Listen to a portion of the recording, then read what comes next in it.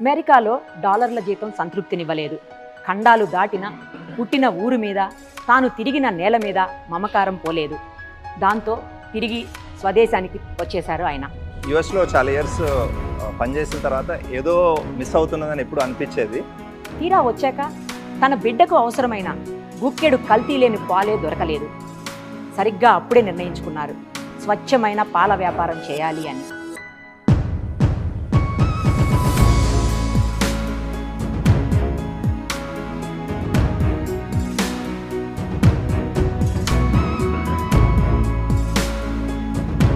మేము ఈరోజు పాలు అంటే ఎంటైర్ టీమ్ అండి. అందుకే సిడ్స్ ఫామ్ని ఏర్పాటు చేసి తన కుటుంబానికే కాదు ఎన్నో వందలాది కుటుంబాలకు స్వచ్ఛమైన కల్తీ లేని పాలను అందిస్తున్నారు కిషోర్ ఇందుకూరి గారు. నాన్న నుంచి వాళ్ళ అబ్బాయికి ప్రామిస్ అంటే మంచి పాలే ప్రొడ్యూస్ చేస్తాము, అలా చేస్తేనే చేస్తాము, లేకపోతే ఈ బిజినెస్ చేయము. ప్రస్తుతం ఆయన మనతో ఉన్నారు. మీరు కింద గ్రౌండ్ లెవెల్కి వెళ్ళి మరి అన్ని జాగ్రత్తలు తీసుకుంటూ నిజంగానే మీ అబ్బాయికి ప్రామిస్ చేసినట్టు స్వచ్ఛమైన పాలని అందరికీ అందిస్తున్నారు మీకు చేతనైనంత వరకు. కంగ్రాచులేషన్స్ అండి వన్స్ అగైన్. మీరు ఇక్కడే ఉండండి, ఇండియాలోనే మంచి పాలని నెక్స్ట్ జనరేషన్స్కి అందించండి తప్పకుండా, కల్తీ లేని పాలను. తర్వాత కొన్ని టెస్ట్లు ఇప్పుడు మీ ల్యాబ్లో కొన్ని చూద్దాము. జనరల్గా మనం వింటూ ఉంటాము పాలు కల్తీ చేశారు, అందులో చాలా రకాలైనటువంటి కల్తీ పదార్థాలు కలిపారు, పాలన్నీ స్వచ్ఛతని పోగొట్టారు అని చెప్పేసి మనం వింటూ ఉంటాము. అందులో షుగర్ అని, లేకపోతే యూరియా అని, స్టార్చ్, ఇలా రకరకాలుగా కల్తీలు అవుతుంటాయని మనకు తెలుసు. అసలు ఆ కల్తీని ఎలా గుర్తించాలో ఇప్పుడు మనం సిడ్స్ ఫామ్ ల్యాబ్లో చూద్దాము డైరెక్ట్గా. మీరే ప్రత్యక్షంగా చూడండి, మీకే అర్థమవుతుంది ఎలా కల్తీ చేస్తారు, ఆ కల్తీని ఎలా గుర్తించాలి. అఫ్కోర్స్ ఆ కల్తీని గుర్తించేటువంటి ఎక్విప్మెంట్ మన దగ్గర ఉండకపోవచ్చు, బట్ వీళ్ళ దగ్గర ఉంది కాబట్టి స్వచ్ఛమైన పాలని మనకు అందించే ప్రయత్నం వాళ్ళు చేస్తున్నారు. సో ఒక్కసారి ఆ టెస్ట్లు ఎట్లా ఉంటాయో చూపిస్తారండి కిషోర్ గారు మాకు? షూర్ అండి. మీరు చెప్పినట్టు షుగర్ కానీ, సాల్ట్ కానీ, యూరియా కానీ, స్టార్చ్ కానీ కలిసే ఛాన్స్ ఉంటుందని ఫస్ట్ అది చూద్దాము. తర్వాత ఒక ప్రిజర్వేటివ్ అనేది కలిస్తే ఎలా ఉంటుందో అది చూద్దాము. తర్వాత యాంటీబయాటిక్ టెస్టింగ్ కూడా చూద్దామండి. ఫస్ట్ సాల్ట్ టెస్ట్ ఒకటి, సాల్ట్ ఎలా నిర్ధారణ చేయాలి. సాల్ట్ కూడా చేస్తారా అండి? సాల్ట్ కూడా టెస్ట్ చేస్తామండి. ఉప్పు కూడా కాదు, సాల్ట్ కూడా ఇందులో మిక్స్ చేస్తారు. మిక్స్ చేస్తారు. నాకు చిన్న డౌట్ అండి కిషోర్ గారు, సాల్ట్ మీరు స్టార్ట్ చేయండి. సాల్ట్ వేసినప్పుడు పాలు విరిగిపోతాయి అంటారు కదా? విరగవండి, యాక్చువల్లీ విరగవు. అంటే మీరు ఇప్పుడు చూస్తారు కదా, పాలల్లో ఉప్పు వేస్తే స్మాల్ కొద్దిగా తక్కువ మోతాదులో వేస్తే విరిగిపోవండి. ఇందులో ఆల్రెడీ వేసి ఉందా సాల్ట్? పాలు మనం కలుపుదాం సాల్ట్. మరి సాల్ట్ కలిపి చూద్దాము. సాల్ట్ కలుపుదాం ఫస్ట్. ఏం కలిపారు ఇప్పుడు? పాలల్లో ఈ రియేజెంట్, పాలల్లో సాల్ట్ ఉప్పుని కనుగొనే రియేజెంట్ యాడ్ చేస్తున్నామండి. కానీ మరి సాల్ట్ మనం ఇంకా పాలల్లో సాల్ట్ ఉందో లేదో మనకు తెలియదు కదా. ఇప్పుడు నెక్స్ట్ యాక్చువల్లీ వేసి చూద్దామండి. ఇప్పుడు మంచి పాలల్లో మంచి పాలలో వేసి చూస్తున్నామండి.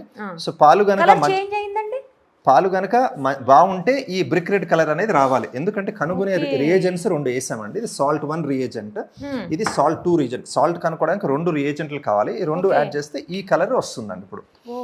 ఇప్పుడు ఇది ఇందులో ఏం కలవలేదు, ఇది ఏం కలవలేదు. ఇప్పుడు దాంట్లో కనుక ఇప్పుడు ఇంకో వేరే టెస్ట్ ట్యూబ్ లో మళ్ళీ సేమ్ థింగ్ చేసి ఆ టెస్ట్ ట్యూబ్ లో ఉప్పు వేసి చూపిస్తామండి. ఉప్పు కొద్దిగా ఉప్పు నేను వేస్తాను, ఇవ్వండి ఒకసారి. అదే రీజన్స్ కలిపేద్దాం. ఫస్ట్ ఉప్పు వేస్తారండి. సాల్ట్ ఇదిగో చూడండి, పాలల్లో నేను ఇప్పుడు సాల్ట్ వేసిన. ఇంతకు ముందు పాలల్లో టెస్ట్ చేసి చూపించారు, సాల్ట్ వేయలేదు ఇందులో, ఎందుకంటే ఏం కల్తీ జరగలేదు కాబట్టి పాలు ఈ కలర్లోకి చేంజ్ అయ్యాయి. ఇప్పుడు చూద్దాం, ఇందులో సాల్ట్ మనమే వేద్దాం. రీజన్స్ ఫస్ట్ యాడ్ చేసేద్దాము. ఫస్ట్ సాల్ట్ వేయాలి సార్. Okay okay. ఇదిగో సాల్ట్ వేస్తున్నాను చూడండి.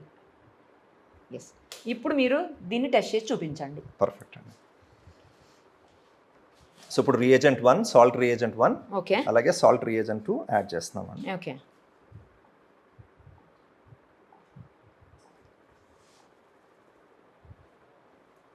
సో ఎల్లో కలర్ అనేది వస్తుందండి. మామూలుగా బాగుంటే బ్రిక్ రెడ్ కలర్ ఉంటుంది, ఈ కలర్ వస్తుంది. సాల్ట్ గనక ఉంటే మాత్రం ఎల్లో కలర్ వస్తుందండి. ఇదిగో చూసారు కదా డిఫరెన్స్.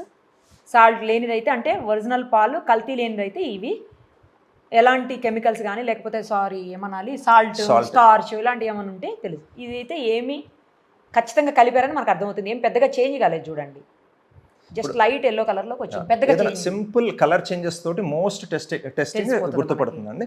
ఇది food safety and standards authority of India మాన్యువల్స్లో ఇది పబ్లిష్ చేస్తున్నాయి. మీరు కనుక వెబ్సైట్లోకి వెళ్ళి ఈ సాల్ట్ని కనుక్కునే రియేజెంట్ ఎలా చేయాలి అని చూస్తే సింపుల్. ఈ రియేజెంట్ మనకు బయట దొరుకుతుందా అండి? ఈ మనం తయారు చేసుకుంటామండి ఇక్కడ.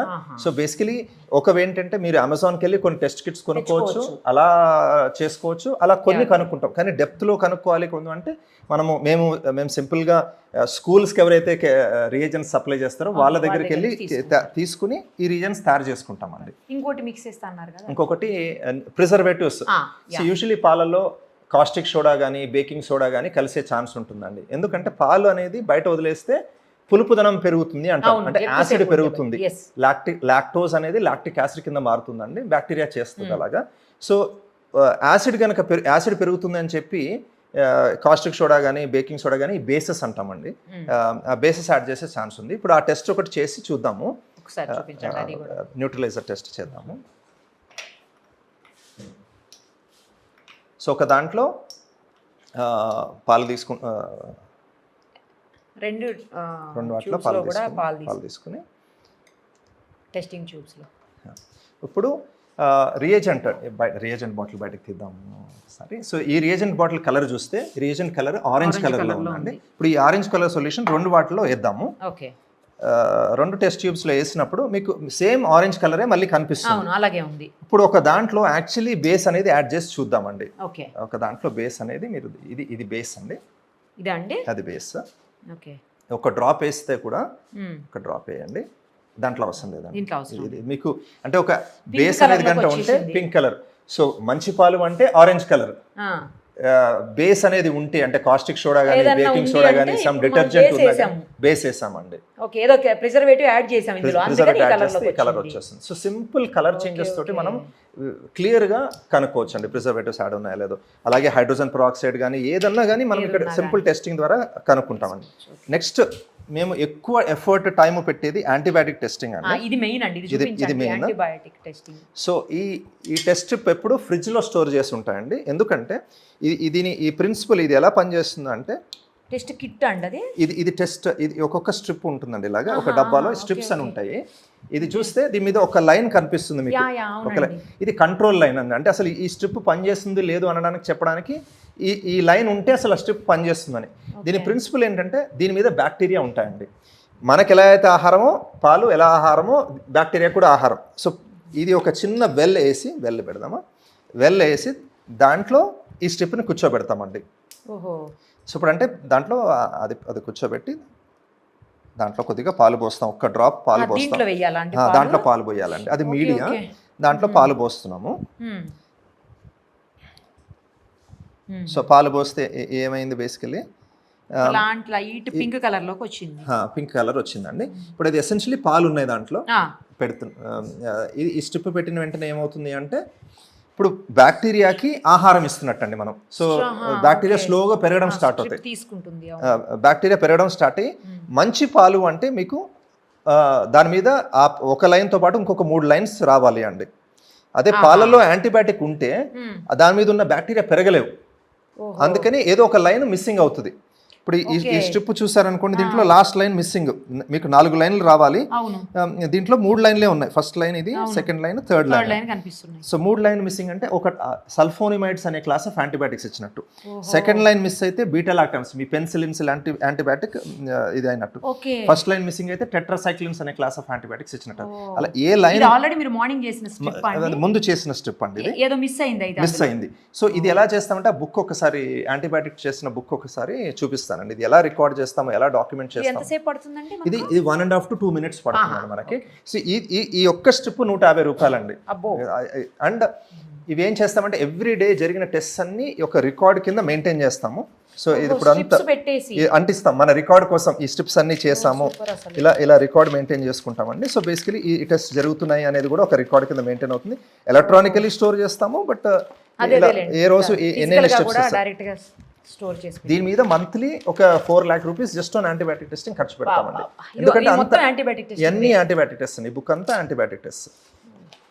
సో ఈ డెప్త్ వెళ్తామండి టెస్ట్ చేయడానికి. సో మీకు ఇప్పుడు చూస్తే కనుక ఇంకొక నిమిషం పడుతుంది, కానీ ఆల్రెడీ 4 లైన్లు కనిపిస్తున్నాయి, 4 లైన్స్ కనిపిస్తున్నాయి. 4 లైన్స్ కనిపిస్తున్నాయి అంటే ఈ మిల్క్ మంచిది, ఈ పాలు మంచివి, బ్యాక్టీరియా ఫ్రీగా పెరగగలుగుతున్నాయి.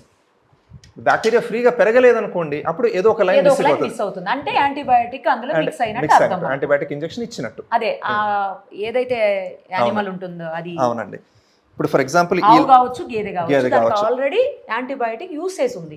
సో 1 వీక్ 10 days ఆ పీరియడ్ లో ఉన్నట్టు, అది దాటితే మళ్ళీ రాదు కదా. అవునండి. అందుకని మీకు ఇప్పుడు యాంటీబయాటిక్ ఇచ్చి మీరు 5 రోజులు పక్కన పెట్టేసానంటే కూడా కాదండి. స్ట్రిప్ టెస్ట్ చేస్తేనే, ఎందుకంటే ఒక ఆవులో 3 రోజుల్లోనే వెళ్ళిపోతుంది సిగ్నల్, ఒక ఆవులో 7 రోజులు పట్టొచ్చు, ఒక ఆవులో ఎక్కువ రోజులు ఉండొచ్చు యాంటీబయాటిక్ అనేది బ్లడ్ స్ట్రీమ్ లో. ఎందుకంటే ఈచ్ యానిమల్కి యూనిక్గా ఫిల్టర్ చేసే కేపబిలిటీ ఉంటుంది. సో ఇప్పుడు ఈ లాస్ట్ లైన్ ఏదైతే మిస్ అవుతుందండి, ఇది కొన్ని టాబ్లెట్స్ రూపాన్ని కూడా ఇస్తున్నారు. ఓన్లీ ముందు ఇంజెక్షన్స్ రూపంలో ఇచ్చారు, ఇది ఒక గోళీ రూపంలో కూడా యాంటీబయాటిక్స్ ఇచ్చారు. అయినా కానీ ఈ టెస్ట్ అనేది కనుక్కుంటుందండి. ఇది మనకి ఈ స్ట్రిప్ బేస్డ్ టెస్టింగ్ కనుక్కోగలదు. సూపర్ అసలు. సో ఇలాంటి అన్ని రకాల టెస్టులతోటి మీరు కల్తీ లేనటువంటి స్వచ్ఛమైన పాలని ప్రజలకు, ముఖ్యంగా పిల్లలకు అందిస్తున్నారు. చాలా గ్రేట్ అండి. మీరు యుఎస్ నుంచి వచ్చి ఒక మంచి పనిలో మీరు కూడా భాగస్వాములు అవుతున్నారు. గ్రేట్ అండి. మా టీమ్ ని కూడా ఎక్నాలెడ్జ్ చేద్దామండి. అందరూ మేము నేను ఒక్కడిని చేసేది కాదు, అందరం టీం కలిసి. అంటే ఫస్ట్ అంకురార్పణ అనేది మీతోనే కదా జరిగింది. యుఎస్ లో చాలా ఇయర్స్ పనిచేసిన తర్వాత ఏదో మిస్ అవుతున్నదని ఎప్పుడు అనిపించేది. సో ఇండియా వచ్చి ట్రై చేద్దాము అని అనుకుని, అప్పటికి మా అబ్బాయి సిద్ధార్థ్ 1.5 years అప్పుడు ఇండియా తిరిగి వచ్చేసామండి. వ్యవసాయం చేద్దామని స్ట్రాంగ్గానే ఉండేది. సో వస్తూ ఒక 6 రోజులు యుఎస్లో మిషిగన్ స్టేట్ యూనివర్సిటీలో ఒక ఫుడ్ ప్రాసెసింగ్ మీద ఒక చిన్న కోర్స్ చేశాను, ఒక week long course. Food processing technologies ఎలా వాడతారు, అదే భాగంగా మిషిగన్ కోఆపరేటివ్ డైరీ ఒకటి చూసి వచ్చానండి. అక్కడ ఎలా టెస్టింగ్ చేస్తారు, అసలు నాణ్యతా ప్రమాణాలు ఎలా ఉంటాయి అనేది ఒక సార్ట్ ఆఫ్ అవగాహన. ఫుడ్ అంటే నాట్ ఓన్లీ మిల్క్ ఒకటే కాకుండా ఫుడ్ పదార్థాలు వేరే కూడా చదవడం జరిగింది. కొద్దిగా రీసెర్చ్ చేశానండి. ఒక 1 వారం రోజులు, ఒక 10 రోజులు ఒక కోర్స్ చేశాను. 2 sides, మా తాతగారు వాళ్ళ ఫ్యామిలీస్, నానమ్మ వాళ్ళ ఫ్యామిలీస్, అమ్మమ్మ వాళ్ళ ఫ్యామిలీస్ అందరూ వ్యవసాయంలో ఉండేవారు. ఎక్కడండి నేటివ్ మధ్యలో మిమ్మల్ని గోదావరి జిల్లా, 2 ఉభయ గోదావరి జిల్లాలు. అమ్మ వాళ్ళది ఈస్ట్ గోదావరి అండి, ఫాదర్ వాళ్ళది వెస్ట్ గోదావరి. సో చిన్నప్పటి నుంచి ఊరికి వెళ్ళడము, వరి పొలాలు చూడటము అలవాటు. సో ఎప్పుడూ ఒక ఇంప్రెషన్, వ్యవసాయం చేస్తే బాగుంటుంది అనేది ఒక ఆలోచన ఉండేది. ఇట్లా చేస్తూ వ్యవసాయం చేద్దాము, వ్యవసాయం ట్రై చేద్దాం అంటూ చూస్తూ ఆ టైంలో హైటెక్స్లో చాలా కాన్ఫరెన్సెస్ జరిగాయి. 2012లో కాన్ఫరెన్సెస్ జరిగినాయి, డైరీ ఫార్మింగ్ బాగుంటుంది అని. ఒక చిన్న బిజినెస్ మోడల్ పేపర్ మీద రాసి డైరీ ఫార్మ్ స్టార్ట్ చేద్దామని చెప్పి ఒక 2-3 డైరీ ఫార్మ్స్ చూసాను. కర్ణాటకలో కొన్ని డైరీ ఫార్మ్స్ చూసాను, హైదరాబాద్ చుట్టుపక్కల ఉన్న కొన్ని డైరీ ఫార్మ్స్ చూసి స్టార్ట్ చేస్తే బాగుంటుంది అని స్టార్ట్ చేసాము. అంటే మీ బాబు కోసం కూడా ప్రత్యేకంగా కల్తీ పాలు లేని మంచి ప్రోడక్ట్ని ఇవ్వాలి అన్న ఉద్దేశంతో దానికి నాంది అసలు అక్కడే పడిందండి. సో సిడ్స్ ఫార్మ్ అనే పేరు కూడా అక్కడి నుంచి స్టార్ట్ అయింది. ఇది మా వైఫ్ హిమా సజెస్ట్ చేసింది. సిడ్స్ ఫార్మ్ అనే పేరు కొద్దిగా మోడర్న్ గా కూడా ఉంటుంది. అలాగే ఇట్స్ అ ప్రామిస్. ఒక నాన్న నుంచి ఒక వాళ్ళ అబ్బాయికి, మా అబ్బాయి సిద్ధార్థ్కి ఒక ప్రామిస్, అంటే మంచి పాలే ప్రొడ్యూస్ చేస్తాము, అలా చేస్తేనే చేస్తాము, లేకపోతే ఏ బిజినెస్ చేయము.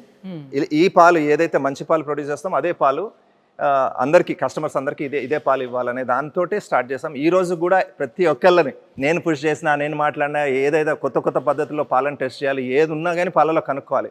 మేము ఈరోజు పాలు అంటే ఎంటైర్ టీమ్ అండి. ఇప్పుడు ఓవరాల్ క్లోజ్ టు 300 మంది ఉన్నాము వ్యవస్థలో. ఈరోజు వర్క్ చేస్తున్న వాళ్ళు ఒక 300 మంది ఉన్నారు. డెలివరీ బాయ్స్ కాకుండా ఇంచుమించు ఒక 300 మంది ఉన్నారండి. ఒక 300 మంది డెలివరీ బాయ్స్. ఆల్మోస్ట్ 600 మందికి మేము డైరీ ఫామ్ లో ఉన్నాయి. చిన్నగా ఏదైతే ఒక 5-6 తోటి స్టార్ట్ అయిన ఫామ్, ఇంకా కూడా ఫస్ట్ లో స్టార్ట్ అయిన వాళ్ళు ఇంకా మన దగ్గర ఉన్నారండి. సో అక్కడ స్టార్ట్ అయినది, ఏదైతే చిన్నగా స్టార్ట్ అయినది, this is one amazing thing about మన అగ్రికల్చర్ కానీ డైరింగ్ తోటి. ఇది ఒక బ్యూటిఫుల్ థింగ్ ఏంటంటే చాలా మందికి ఉపాధి కలిగే ఛాన్స్ ఉంటుందండి దీంట్లో. And this is something India is known for. మనం ఇప్పుడు అగ్రికల్చర్ వ్యవస్థ అన్నది, వ్యవసాయ వ్యవస్థ అన్నది. సో అలా స్టార్ట్ చేసాము. ఫస్ట్ పచ్చిపాలతో స్టార్ట్ చేసామండి. తమిళనాడు వెళ్ళి కొన్ని ఆవులు తీసుకొచ్చి పాలని చిన్నగా కస్టమర్స్కి అమ్మడం స్టార్ట్ చేసాం. అలా దాన్ని. ఇప్పుడు ఎన్ని ఉన్నాయండి మన దగ్గర ఆవులు? మన దగ్గర ఒక 70 నుంచి 80 మధ్యలో ఆవులు ఉన్నాయండి. సో ప్రైమర్లీ ఈ రోజు సిడ్స్ ఫార్మ్ మోడల్ ఎలా పనిచేస్తుందంటే, మా సొంత ఒక ఫామ్ ఉంది, దాన్ని మోడల్ డైరీ ఫామ్ లా చూస్తాము. దీంట్లో పాల గురించి అర్థం చేసుకునే దానికి దీన్ని ఎక్కువ వాడతాం. పాలని ఎలాగా బెటర్ వేస్లో చేయాలి, పాలలో ఏమైనా కొత్తగా, ఇప్పుడు ఎంబీఆర్టీ అనేది ఒక పారామీటర్ చదువుతామండి. దాన్ని ఒక ఆవుని, అంటే హెల్దీగా ఉన్న ఆవును తీసుకుని దాని పాలు పిండి దాని మంచి హైజీనిక్ కండిషన్లో దాన్ని మెయింటైన్ చేసి పాలు పిండితే దాని ఎంబీఆర్టీ అంటే ఒక టైం రా మిల్క్ క్వాలిటీ పచ్చిపాల క్వాలిటీ అనేది దాన్ని మెజర్ చేస్తాం. ఎంబీఆర్టీ మెజర్ చేస్తే ఎంత 9-9.5 గంటలు ఉంటుంది దాని టైం.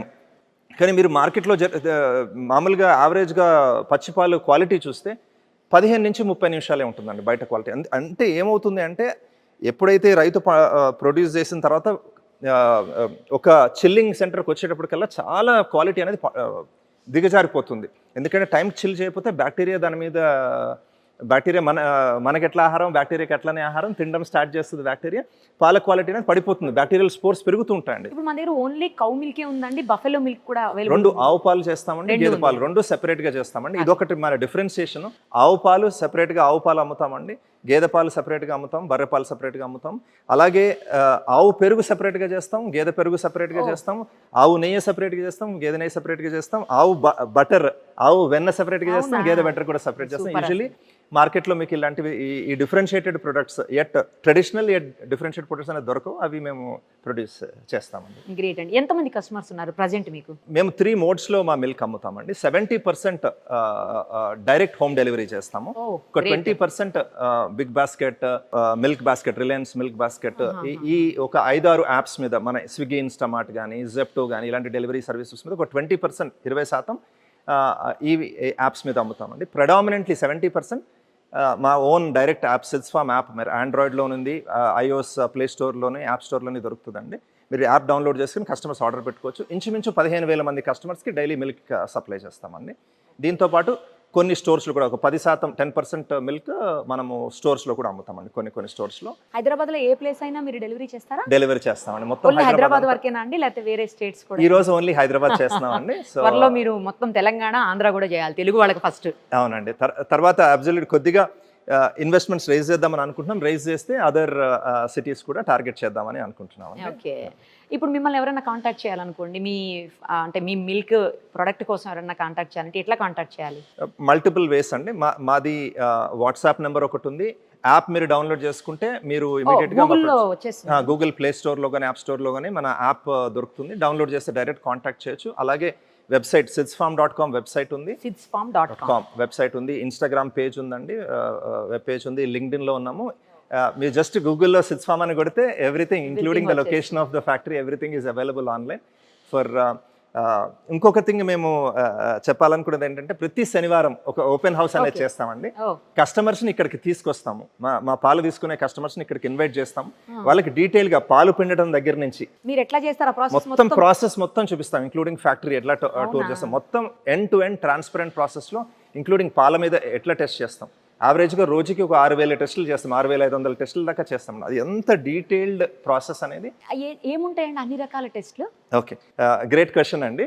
సో పాలను ఎందుకు ఇంత టెస్ట్ చేయాలి? సో ఫస్ట్ ఏంటంటే పాలలో మేమేమని చెప్తామంటే పాలలో పాలు కాకుండా ఇంకేం పదార్థం ఉండకూడదు అనేది మా ప్యాకెట్ మీద రాస్తామండి. సో ఫస్ట్ పాలలో ఏమన్నా థిక్నర్స్ ఎనీ అడల్ట్రేషన్ ఉందా ఫస్ట్ చూస్తాం. అంటే ఉప్పు కానీ, చక్కెర కానీ, స్టార్చ్ కానీ, లేకపోతే యూరియా కానీ ఇలాంటివి ఏమైనా ఉన్నాయో ఫస్ట్ చూస్తామండి. మనము టేస్ట్ చూస్తే కూడా టిపికలీ కొన్ని కనిపెట్టవచ్చు, కానీ మనం తెలియదు. అంటే కొంత బాగా సెన్సిటివ్ అయితే కొన్ని పట్టుకోవచ్చండి. బట్ మనం ఏం విషయం చేసుకుంటాం ఆ సెన్సిటివిటీ లేదు మనలో అని అనుకుని కెమికల్ టెస్ట్ ద్వారా నిర్ధారణ చేస్తాం. సో ప్రతిదీ food safety and standards authority of India మాన్యువల్స్లో ఎలా అయితే చూపించారో, ఇప్పుడు యూరియాని డిటెక్ట్ చేయాలంటే ఈ రీజన్ తయారు చేసుకోండి అని క్లియర్గా పద్ధతి రాసుందండి. దాని ప్రకారం రియేజన్స్ తయారు చేసుకుంటాము. ఆ విధంగా ఏదైతే థిక్నర్ అనేది మీ గురించి మీకు చెప్పాను ఆ థిక్నర్ ఎట్లా డిటెక్ట్ చేయాలి, ఫర్ ఎగ్జాంపుల్ యూరియా ఉందో లేదో ఎట్లా కనుక్కోవాలి, ఆ టెస్ట్ ప్రకారం ఇవి మనం యూట్యూబ్లో ఛానల్లో కూడా ఎట్లా చేస్తామో టెస్ట్ అనేవి కూడా పెట్టామండి. సో డీటెయిల్గా ఒక్కొక్కరి ఫస్ట్ ఏమన్నా చిక్కగా చేసేవి ఏమన్నా పాలలో కలిసినాయా ఫస్ట్ చూసుకుంటాం. తర్వాత పాలని నిల్వ చేయడానికి ఏమైనా కలిపామా.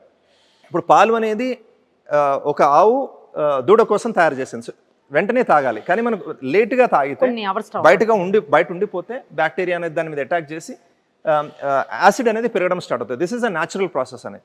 ఇది ఓన్లీ దీన్ని సరిగ్గా చేయాలి అంటే పాలల్లో ఒకటేనండి, పాలని టైంకి చేయాలి. పాలని 4 డిగ్రీల దగ్గరికి ఎంత క్లోజ్గా తీసుకొస్తే పాల క్వాలిటీ అనేది అంత మెయింటైన్ అవుతుందండి. ఇప్పుడు పాలలో 4 degrees ఇదే మంత్ర. పాలలో ఇంకేమీ కలవకుండా చూసుకుంటూ 4 డిగ్రీల దగ్గర పాలను మెయింటైన్ చేసుకుంటే బెస్ట్ క్వాలిటీ మిల్క్ అనేది ఇవ్వగలమండి. వి ఫీల్ సో కాన్ఫిడెంట్ అండి. మనము గనక టెస్ట్ రైతుకి కరెక్ట్ ధర ఇచ్చి టెస్ట్ చేస్తే we already produce the best milk in the world in India. ఈ కొన్ని పారామీటర్ టైంకి చిల్ చేసుకుని టెస్ట్ చేసుకుంటాం. ప్యాకెట్స్ మీద యూజువల్గా ప్యాక్చరైజ్డ్ హోమోజినైజ్డ్ అని రాసి ఉంటుంది. ప్యాక్చరైజ్డ్ అంటే అది మన దగ్గర జరుగుతుందండి ఆ ప్యాక్చరైజేషన్? మేము చేసేది అది ఒక్కటేనండి, simple process. Because from a public health safety point of view pasteurisation important అండి. మీరు ఏ పీడియాట్రిషియన్ని తోటి మాట్లాడినా కానీ ప్యాస్టరైజేషన్ అనేది ఇంపార్టెంట్ ప్రాసెస్. ఎందుకంటే కొన్ని బ్యాక్టీరియా, ట్యూబర్క్యులోసిస్ బ్యాక్టీరియా కానీ కొన్ని బ్యాక్టీరియా వేడి చేసి చల్లార్చినప్పుడే చనిపోతాయండి. సో అందుకని ప్యాస్టరైజేషన్ అనేది ఇంపార్టెంట్ ప్రాసెస్ కాబట్టి అది ఒక్కటి చేస్తామండి. ఇంకెటువంటి ప్రాసెస్ చేయము. హోమోజనైజేషన్ కానీ ఇవేమి they are not needed compulsorily. So అందుకని ఆ ప్రాసెస్ని స్కిప్ చేస్తామండి. ఇప్పుడు మనం బఫెలో మిల్క్స్ బయట తీసుకుంటుంటామండి, వాటికి కొన్ని హార్మోనల్ ఇంజెక్షన్స్ ఇచ్చి మరీ పాలు తీసి వాటిని పంపించేస్తుంటారు. అదొకటి. ఇంకోటి ఏదైనా బఫెలోస్కి కానీ లేకపోతే ఈ కౌస్కి కానీ హెల్త్ బాగాలేనప్పుడు మనం చాలా పెద్ద మొత్తంలో యాంటీబయాటిక్స్ అవన్నీ యూస్ చేస్తాం. ఆ యాంటీబయాటిక్స్ అవన్నీ యూస్ చేసినప్పుడు కొన్ని రోజుల పాటు వాటి మిల్క్ వాడొద్దు అని చెప్తారు. కానీ బయట వచ్చే మిల్క్ అలాంటిదో కాదో, ఈ ప్యాచరైజేషన్లో అది పోతుందా లేదా, ఇవన్నీ డౌట్స్. అబ్సల్యూట్లీ అండి, గ్రేట్ క్వశ్చన్ అండి. ఇది చాలా ముఖ్యమైన క్వశ్చన్ అండి. ఎందుకంటే WHO ఏమంటుందంటే AMR, anti microbial drug resistance is one of the biggest health problems that we'll face as humanity. మానవాళి ఇది ఒక పెద్ద ప్రాబ్లం, మనం దీన్ని గుర్తించట్లేదు. ఎందుకు పెద్ద ప్రాబ్లం అంటేనండి, ఇప్పుడు వరల్డ్లో యూనిక్గా పనిచేసే యాంటీబయాటిక్స్ ఒక 13-15 ఉన్నాయండి. కొత్త యాంటీబయాటిక్స్కి ఇంకా కనుక్కోవట్లేదు. యాంటీబయాటిక్స్ అనేది ఫస్ట్ ఎలా కనుక్కున్నారు, ఎందుకు కనుక్కున్నారంటే యుద్ధం జరిగినప్పుడు యాంపిటేషన్స్ జరిగినప్పుడు, కాలు కానీ చేయి కానీ ఏదైనా పోయినప్పుడు, పెద్ద ఇది జరిగినప్పుడు ఇన్ఫెక్షన్ స్ప్రెడ్ కాకుండా, సెప్టిక్ అనేది కాకుండా యాంటీబయాటిక్ వాడేవారు. ఇప్పుడు మనం జ్వరం వచ్చినా ఇవి వచ్చినా కూడా యాంటీబయాటిక్స్ వాడుతున్నామండి. సో సిమిలర్లీ మన వెయిట్ ఏమో 50 నుంచి 100 కేజీలు ఉంటుంది, ఆవుల వెయిట్ ఏమో 300 నుంచి 600 కేజీలు ఉంటుంది. సో జ్వరం వచ్చినప్పుడు ఆవులకి బర్రెలకు కూడా ఇంజెక్షన్స్ అనేది, యాంటీబయాటిక్స్ అనేది ఇస్తారు. కానీ ఇంజెక్షన్ బాటిల్ మీద క్లియర్గా రాసి ఉంటుంది, ఈ ఇంజెక్షన్ కనుక ఇస్తే withdrawal period is 5 to 7 days అని ఇంజెక్షన్ బాటిల్ మీద ఉంటుంది. అంటే బ్లడ్ నుంచి పాలు తయారవుతాయి కాబట్టి, రక్తం నుంచి తయారవుతాయి కాబట్టి రక్తం ద్వారా పాలల్లోకి యాంటీబయాటిక్ అనేది వస్తుంది అండి. మీరు ఏం ప్రాసెస్ చేసినా, కాసినా, ఏం చేసినా యాంటీబయాటిక్ అయితే పాలలో ఉంటుంది. సో అది మీరు ఆ పాలని యాంటీబయాటిక్ కనుక ఇస్తే ఆ పాలని 5 నుంచి 7 రోజులు మామూలు పాలల్లో కలపకూడదండి. కానీ ఈరోజు ఈ ప్రాక్టీస్ చేయలేకపోతున్నారు మన రైతులు. సో మేము దీన్ని చాలా సీరియస్గా తీసుకుంటామండి. ప్రతి క్యాన్ లెవెల్లో టెస్ట్ చేస్తాం. దాన్ని కూడా టెస్ట్ చేయగలిగే కెపాసిటీ, అంటే ఆ సంబంధించిన మెటీరియల్, ఎక్విప్మెంట్ మీ దగ్గర ఉంది? అవునండి, మేము ఈ టెస్ట్ స్ట్రిప్స్ అనేవి చైనా నుంచి తెప్పిస్తామండి. యాంటీబయాటిక్ టెస్ట్ ఈచ్ స్ట్రిప్ 150 రూపాయలు ఉంటుంది. నెలకి 4 లక్షల రూపాయలు జస్ట్ యాంటీబయాటిక్ టెస్ట్ మీద ఖర్చు పెడతాం. 3 classes of antibiotics and tetracyclines, beta lactams, sulphonamides అనే 3 రకాల యాంటీబయాటిక్ టెస్టింగ్ జరుగుతుంది మన ల్యాబ్లో ఇక్కడ. సో కంపల్సరీ ఏ రోజు ఈవెన్ 1000 లీటర్లు పోయినా 2000 లీటర్లు పోయినా యాంటీబయాటిక్ అనేది కనిపిస్తే ఆ పాలను మాత్రం సెపరేట్ చేస్తామండి, ఆ పాలను రిజెక్ట్ చేస్తాం. అండ్ ఎవ్రీడే quality.sidsfarm.com అనే పోర్టల్ ఉంది మాకు. ఈరోజు మీరు ఏదైతే పాలు తాగుతున్నారో ఆ ఎంటైర్ టెస్ట్ రిపోర్ట్ అనేది మేము ఆన్లైన్లో పబ్లిష్ చేస్తాము. Any customer can go, QR code scan చేసి చూడొచ్చు, రిపోర్ట్ డైరెక్ట్గా పేజ్కి వెళ్తుంది. లేకపోతే మీరు మన వెబ్సైట్కి వెళ్ళి, ఈ క్వాలిటీ పోర్టల్కి వెళ్ళి ఆ రోజు ఏమేమి టెస్టులు చేసాము, ఏమేమి టెస్టులు పాస్ అయింది మన మిల్క్, ఎంత పాలు రిజెక్ట్ చేసాం అనేది కూడా పబ్లిష్ చేస్తామండి. గ్రేట్. అసలు నేను ఇందాక అడిగాను మిమ్మల్ని, హార్మోనల్ ఇంజెక్షన్స్ ఇచ్చి పాలు తీస్తూ ఉంటారు కొన్ని గేదెల నుంచి, అలాగే ఆవుల నుంచి కూడా. సో అలాంటి టైంలో వాటిని ఈ ప్యాచరైజేషన్లో అది పోయే అవకాశం ఉంటుందండి, లేకపోతే వేరే ఏదైనా టెస్ట్ చేయాలా? మేము ఒక సింపుల్ ఫార్ములా ఫాలో చేస్తాం. రైతుకు కానీ మేము ప్రొడ్యూస్ చేసినా కానీ ఒకటి చెప్పి, ఎటువంటి ఇంజెక్షన్ ఇచ్చినా ఆ పాలను వేరేగా ఇవ్వండి. చెప్పి చేస్తే ఆ డబ్బులు కనుక వాళ్ళకి కట్ చేయమండి. ఎందుకంటే చెప్పి చేస్తే ఎందుకంటే ఇక్కడ మా టెస్ట్లో ఎలాగా నిర్ధారణ అవుతుంది. ఇప్పుడు 2 లీటర్లు పారం వస్తామా లేకపోతే 100 లీటర్లు, ఇప్పుడు ఆ క్యాన్లో పాలు కనుక ఒక 2 లీటర్లు పక్కకు పెడితే 2 లీటర్లు అయిపోతుంది. అదే వేరే పాలతో కలిపామనుకోండి 100 లీటర్లు పోయే ఛాన్స్ ఉంటుంది. యాంటీబయాటిక్ టెస్ట్ అవునండి. మిగతా ఇప్పుడు మరి యాంటీబయాటిక్ పాలు తీసుకెళ్ళి వేరే పాలల్లో కలిపాను, మొత్తం పాలల్లో యాంటీబయాటిక్ ఉన్నట్టే కదండి. యాంటీబయాటిక్ టెస్ట్ ఎంత సెన్సిటివ్ అంటే 500 లీటర్లో 1 లీటర్లో కూడా యాంటీబయాటిక్ ఉన్నా కానీ కనుక్కోగలమండి. సో ఆ విధంగా హార్మోన్ టెస్ట్ చేసినా, ఏది చేసినా హార్మోన్ టెస్టింగ్ కూడా ఇక్కడ చేస్తామండి. రైట్. ప్యాస్టరైజేషన్లో ఏంటంటే ఆక్సిటోసిన్ అనే హార్మోన్ కొద్దిగా డిగ్రేడ్ అవుతుంది ప్యాస్టరైజేషన్ కాసినప్పుడు. కానీ ఆక్సిటోసిన్ ఇంజెక్షన్ రూపంలో ఇస్తుంటారు ఇచ్చినప్పుడు. యాంటీబయాటిక్స్ ఇస్తారు, యాంటీబయాటిక్ ఒక టైప్ ఆఫ్ ఇంజెక్షన్, ఆక్సిటోసిన్ ఒక టైప్ ఆఫ్, అది కూడా మన HPLCలో దాన్ని కూడా ఒక సిగ్నల్, బేస్ లైన్ సిగ్నల్ ఎలా వస్తుంది, ఆక్సిటోసిన్ ఇచ్చినప్పుడు ఎలా సిగ్నల్ వస్తుంది ఇక్కడ చూస్తామండి. ఇక్కడ అది కూడా టెస్ట్ చేసే కేపబిలిటీ మన దగ్గర ఉంది. బట్ ఆక్సిటోసిన్ ఇట్ సెల్ఫ్ ప్యాస్టరైజేషన్ చేసినప్పుడు కొంత డేటా ఏమని చూపిస్తుందంటే ప్యాస్టరైజేషన్ ప్రాసెస్లో మాలిక్యూల్ అనేది ఇరిగిపోతుంది అనేది డేటా పబ్లిష్ అయిన డేటా ఉందండి. ఇప్పుడు కొత్తగా ఎవరన్నా మిమ్మల్ని మిల్క్ కోసం అడిగిన, అంటే ఆల్రెడీ మీ దగ్గర ఉన్న కస్టమర్స్ కాకుండా కొత్త వాళ్ళు ఎవరైనా వచ్చినా కూడా మీరు సప్లై చేయగలిగే కెపాసిటీ ఉందా అండి? ఉంటుందండి. సో యూజువల్లీ ఏం చేస్తామంటే ఎవ్రీడే కొద్దిగా పాలు ఎప్పుడు ఎక్సెస్ మిల్క్ పెట్టుకుంటామండి. ఎందుకంటే కొద్దిమంది కస్టమర్స్ సండే ఉండకపోవచ్చు, లేకపోతే సండే ఎక్కువ తీసుకోవచ్చు. సో ఎప్పుడు కొద్దిగా బఫర్ పెట్టుకుంటాము. సో కస్టమర్ డిమాండ్ పెరిగే కొద్దీ పాలను పెంచుకుంటూ ఉంటామండి. ఇప్పుడు ఏమేమి ఉన్నాయండి ప్రోడక్ట్స్ మీ దగ్గర? Buffalo milk, buffalo milk, cow milk, cow curd, buffalo curd, cow butter, buffalo butter, అలాగే ఆవు నెయ్య, గేదె నెయ్య, పన్నీర్ చేస్తామండి. పన్నీర్ కూడా చేస్తాము. ఐ థింక్ ఇంకా అది కాకుండా స్కిమ్ మిల్క్ ఒక వేరియంట్ చేస్తున్నాము. స్కిమ్ మిల్క్ అంటే ఎవరైనా నీడ్ ఉన్న వాళ్ళు తీసుకోవాలి. ఎవరైనా వెన్న వద్దు మాకు అంటే స్కిమ్ మిల్క్ ఒకటి చేస్తాము. కొంచెం డైటింగ్ అది చేసే వాళ్ళు స్కిమ్ మిల్క్ యూస్ చేస్తారు కదా. అలాగే ఓన్లీ గేదె పాలలో ఒక డబుల్ టోన్డ్ వేరియంట్ అనేది కూడా ఒకటి చేస్తున్నాం అండి. చాలా వేరియంట్స్ ఉన్నాయి అయితే. రైట్, ఇవన్నీ అవైలబుల్ ఉన్నాయి. అన్ని అవైలబుల్ అండి. ఆన్ డిమాండ్ కస్టమర్ యాప్ ద్వారా మనకు సబ్స్క్రైబ్ అయితే ఇది ఇంటికి నెక్స్ట్ డే మార్నింగ్ సప్లై చేస్తామండి. కంగ్రాచులేషన్స్ అండి మరోసారి మీకు. చాలా గొప్ప, అంటే ఒక మంచి సాంప్రదాయమైనటువంటి పద్ధతిలో ఎలాంటి కెమికల్స్ యూస్ చేయకుండా, ఎలాంటి ఇబ్బందులు లేకుండా, కల్తీ లేనటువంటి పాలను మీరు పిల్లల కోసం అందిస్తున్నారు మెయిన్లీ. ఎందుకంటే ఇవాళ రేపు కావాల్సిన పిల్లలకే, ఎందుకంటే నెక్స్ట్ జనరేషన్ వాళ్ళు కాబట్టి వాళ్ళని జాగ్రత్తగా చూసుకోవాలి మనం. Absolutely ma'am.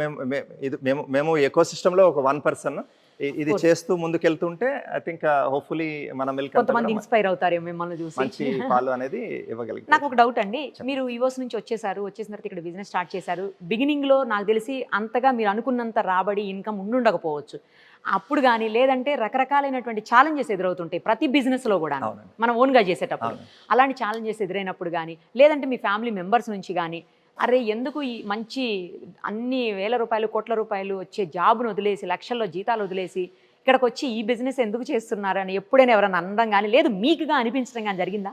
మా వాళ్ళు కూడా ఈజీగా చెప్తారండి. చాలా చాలా ఇబ్బందులు ఫేస్ అయ్యాం. అది ఈజీ బిజినెస్ కాదు. మీకు ఒకటి ఏంటంటే మొదట స్టార్ట్ చేసినప్పుడు 4 లేసేవాళ్ళము, 4 నుంచి 5 దాకా పాలు పిండే వాళ్ళము. తర్వాత 5 నుంచి 5:30 హ్యాండ్ ప్యాకింగ్ చేసాము. తర్వాత హోమ్ డెలివరీ చేసాము. అది చేస్తూ 4 ఒక పాయింట్లో 1:30కి పొద్దున లేచి స్టార్ట్ చేసాము యాక్టివిటీ. చాలా యాక్సిడెంట్స్ జరిగినాయి. ఎందుకంటే రోజు పాలు సప్లై చేయడం, రోజు 365 రోజులు అయితే దాంట్లో రోజుకి 2 సార్లు చేసేవాళ్ళం. సో మార్నింగ్ ఈవినింగ్కి చేసేవాళ్ళం, రా మిల్క్ చేసేవాళ్ళం ఫస్ట్ 2 years. సో చాలా యాక్సిడెంట్స్ అయ్యాయి. అలాగే కోవిడ్ టైంలో కూడా యూనో ఎంతో కొంత అయితే డిస్టార్షన్ జరిగింది. అయినా కానీ టీం అందరం కలిసి, రైట్, మెయిన్ టీం అండి, టీం చాలా ఎఫెక్టివ్గా అందరూ కలిసికట్టుగా ఒక్కొక్క ఇబ్బందుల్ని ఎదుర్కొని, రైట్, చేసుకుంటూ ముందుకు పుష్ చేసుకుంటూ వచ్చాము. అదే ఏ క్షణంలో ఎందుకు ఇందులోకి వచ్చాను హ్యాపీగా ఉండక అని అనిపించిన క్షణం ఉందా? ఎప్పుడైతే వదిలిపెడదాం అయితే నేను ఎప్పుడు అనుకోలేదు. ఫైట్ చేసామండి. సో వన్ థింగ్ ఏం చేసామంటే ఏమైనా కానీ వదిలిపెట్టకూడదు, ముందుకు తీసుకెళ్ళాలని డ్రైవ్ చేసుకుంటూ వచ్చాము. సో ఫ్యామిలీ మెంబర్స్ కూడా సపోర్ట్ చేశారా? డెఫినెట్గానండి. అందరి సపోర్ట్ లేకుండా ఎట్ ఎవ్రీ ఇన్స్టెన్స్ ఈ లెవెల్కి వచ్చే వాళ్ళు కూడా ఎందుకు ఇక్కడ వెళ్ళిపోయి హ్యాపీగా జాబ్ చేసుకోవచ్చు. చిన్నవి ఉంటాయండి, but that is my job to make sure అది కన్విన్స్ చేయడము, అది చేయడం అనేది నా జాబ్. అది నేను హోప్ఫుల్లీ చిన్న మూమెంట్స్ ఆఫ్ వీక్నెస్ అయితే ఉంటుంది ఎందుకు చేసామని, బట్ ఆ చిన్న మూమెంట్స్ పెద్దగా కానివ్వకుండా చూసుకుంటూ కాన్ఫిడెంట్గా దోసుకుంటూ ముందుకెళ్తూ పుష్ చేసుకుంటూ వస్తున్నామండి. Lot of team work, lot of support, right. I'm grateful for all the support. ఏ ఇయర్లో స్టార్ట్ చేశారండి? సో ఫస్ట్ డైరీ ఫార్మ్ కింద 2013లో స్టార్ట్ చేసామండి. 2016లో ప్రైవేట్ లిమిటెడ్ కంపెనీ కింద చేసి, అప్పుడు ఈ ల్యాండ్ తీసుకుని బ్యాంక్ లోన్కి అప్లై చేసి ఫ్యాక్టరీ పర్మిషన్స్ తీసుకుని ఓవరాల్ యాక్టివిటీ అంతా 2016 నుంచి ఒక బిజినెస్ యాక్టివిటీగా ఒక దిస్ కింద 2016 నుంచి స్టార్ట్. ఇప్పుడు నార్మల్గా మిల్క్ ప్యాకెట్స్ అన్నింటి మీద ఎక్స్పైరీ డేట్ ఈ రోజు తీసుకున్నాం అనుకోండి, రేపటి వరకు ఉంటుంది మోస్ట్లీ.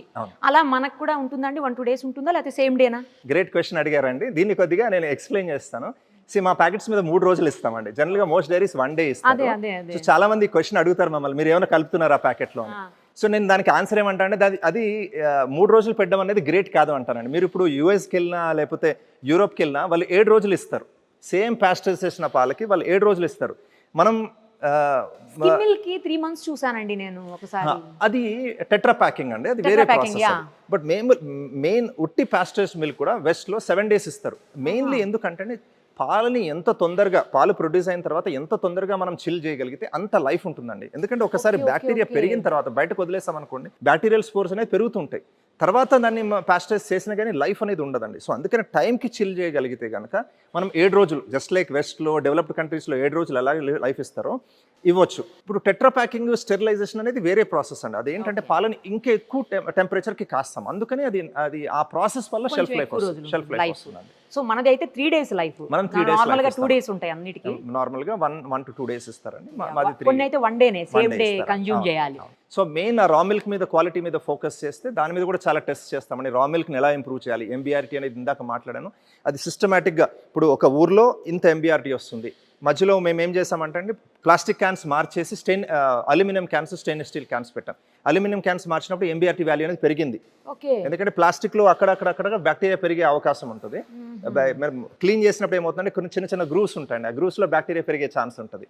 అదే స్టెయిన్లెస్ స్టీల్ కానీ అల్యూమినియం కానీ వాడితే ఏంటంటే క్వాలిటీ అనేది ఇంకొద్దిగా ఇంప్రూవ్ అవుతుంది. అలా ఎవ్రీ స్టెప్ ఏ స్టెప్ తోటి అయితే ఇంప్రూవ్ చేయగలం క్వాలిటీ అనేది ఫోకస్గా చూసుకుంటూ పెంచుకుంటారు.